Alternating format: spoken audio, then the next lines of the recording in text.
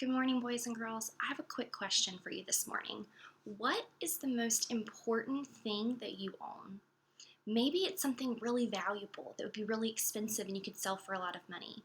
Maybe it just is something that really is important to you. Maybe that's a stuffed animal that you've had since a baby that you take with you everywhere.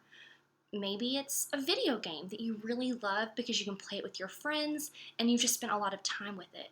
Maybe it's a picture or a journal that has a memory in it that just is really important to you. So, do you have that thing? All right, how do you treat it? Do you just throw it around? Would you throw it in the trash? Would you just let anyone borrow it?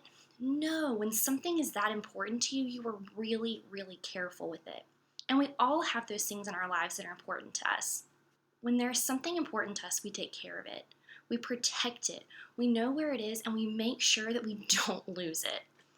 Over the last few weeks, we have been learning about a man named David. And last week, we learned that he became king over the entire nation of Israel. There was something that was very important to the people of Israel, the Ark of the Covenant.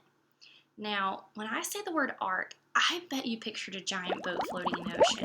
But that's not the kind of ark we're talking about. In the book of Exodus, God told Moses how to build the Ark of the Covenant, and the ark may have looked something like this.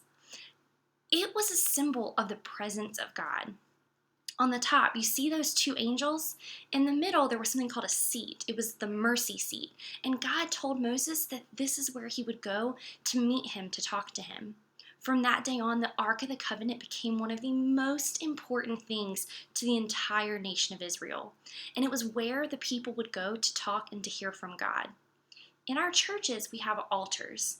And even though we can talk to God anywhere and anytime, we talk about our altars as a place to go to talk to God. Going to an altar is a symbol, kind of like the Ark of the Covenant, because we have to step out of our comfort zones to take a physical step closer to the altar. The Ark of the Covenant was also really important because of what they put inside of it. God ended up commanding 3 things to go inside the Ark of the Covenant. The first thing were the 10 Commandments. The second thing was a pot of manna. Do you remember when the people wandered in the wilderness and God sent bread from heaven? That was the manna. And the third thing was Aaron's staff, and that had budded because it was a symbol that God had chosen Aaron as a priest. Aaron was Moses' brother. All 3 of the things inside of the Ark of the Covenant were important to the people of Israel. They reminded the people of their history, of what God had done for them, and they were reminders that they, the Israelites, were the people of God. When the people were without a land of their own, the Ark of the Covenant was carried with them. They took it with them everywhere they went. So when David became the king of all of Israel, he had the Ark of the Covenant brought to Jerusalem, the capital city. Because it was so important, they had to keep it close. As the Ark of the Covenant made its way to Jerusalem, the people celebrated. Y'all, this was a party. They played instruments, and I imagine there was singing and dancing. This was a day of celebration. It was so exciting. David had a tent set aside just for the Ark of the Covenant. And that night, as David was getting ready for bed in his palace, because he was the king, he looked at his friend Nathan, who was a prophet, and he said, "Nathan, it's not fair that I get to sleep in this beautiful palace made of wood, this permanent palace, and we've placed the Ark of the Covenant in a tent." That night, God spoke to Nathan, and this is what God said. We're going to be reading out of 2 Samuel chapter 7. I'm going to skip around a little bit, starting in about verse 5 to about verse 13. "Go and tell my servant David, this is what the Lord says. Are you the one to build me a house and to dwell in it? I have not dwelt in a house from the day I brought the Israelites up out of Egypt to this day. I have been moving from place to place with a tent as my dwelling. This is what the Lord Almighty says. I took you from the pasture, from tending the flock, and appointed you ruler over my people. I have been with you wherever you have gone, and I have cut off all of your enemies from before you.